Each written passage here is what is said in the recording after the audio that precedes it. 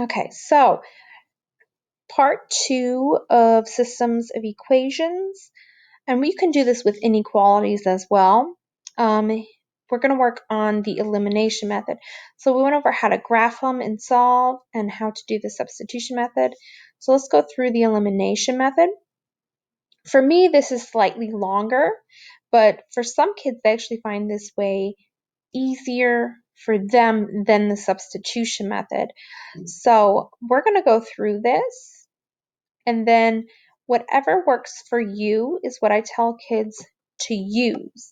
Some teachers will have a test only on one of them, so make sure you know when to use what. If the teacher says, I don't care what to use, whatever you want, choose the one that works best for you. Okay? So we're going to use the same equation. We're going to do 3x plus 2y equals 16. And then 7x plus y equals 19. So in the elimination method, what we're really trying to do is get either the x's or the y's to be the same so we can eliminate or subtract them in some way. So step 1 would really be multiply. You could do one or both equations to get either, not both. You either want x or y to be the same number. And I'm saying you want either these to be the same, x's to be the same, or y's. In some equations, you might have both of them cross out and only have a number. In that case, it would be like a no solution equation. But in which the goal is to only get rid of one of these. Okay, so if it's impossible, then that means there is no solution. It's undefined.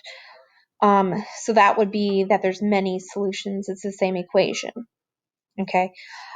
So I see right away that this has only one y and this has two y's.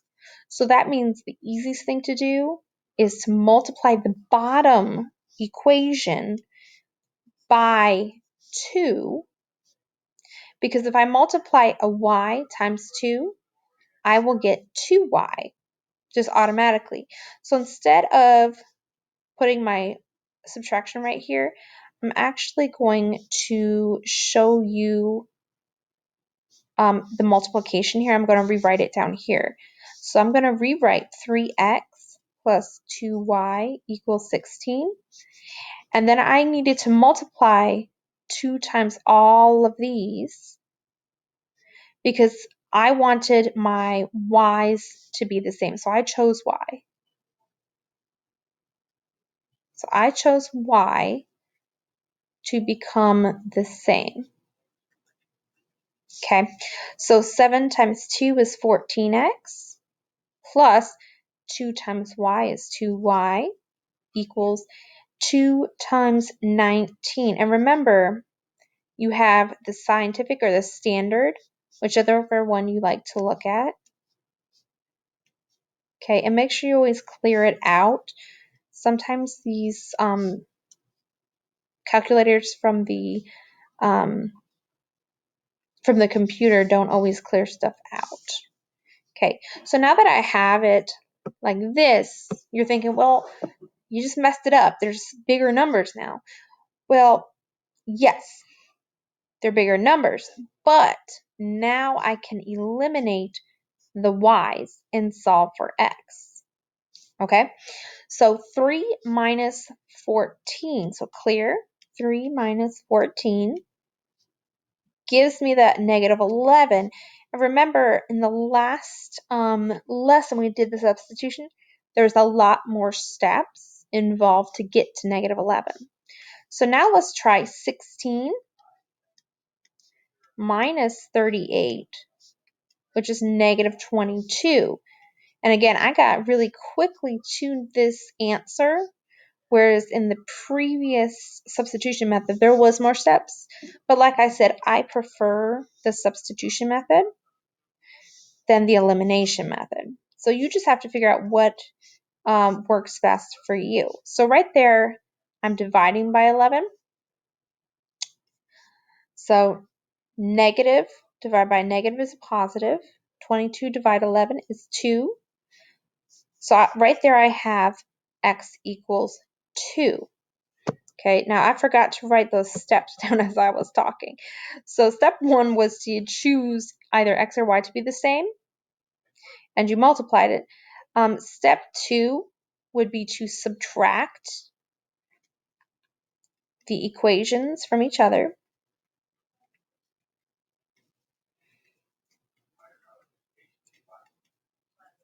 Step 3 would be to solve for the variable that was left over. Okay. Step 4 now would be to plug in the new answer, or I guess it's not really new, but to plug in that answer, to plug in the answer,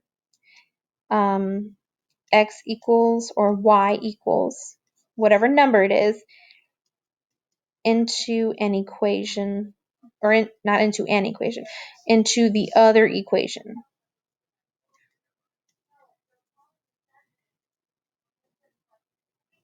Okay. Into the other equation. So I'm not going to plug in this 2 to here. I'm going to try to plug it in up here, the 3x plus 2y. So I'm going to do 3x plus 2y equals 16. And I'm going to do 3 times 2, just like that. So 3 times 2 is 6, plus 2y equals 16. Okay, so step 5 is just to solve using the same steps as we did in step 3. So solve for the variable. There we go. So minus 6 on both sides. 2y equals 10. Divide 2. Put it over here. Y equals 5. So we got the same answer. We got 2 and 5. So most math teachers will want you to put this in coordinate pair. So coordinate pair looks like this, x comma y. So if I was going to put this in the correct answer format, I would do parentheses 2 comma 5. And so what that indicates to the teacher is you know where that is. So on the graph, it will go over 2 and up 5. And that is where they're going to crisscross right there at 2, 5. If you just say x equals 2 and x equals 5, that's 2 different spots right there. So you have to make sure you put it in coordinate pair 2 comma 5 over 2, which is x, and then up 5, which is y.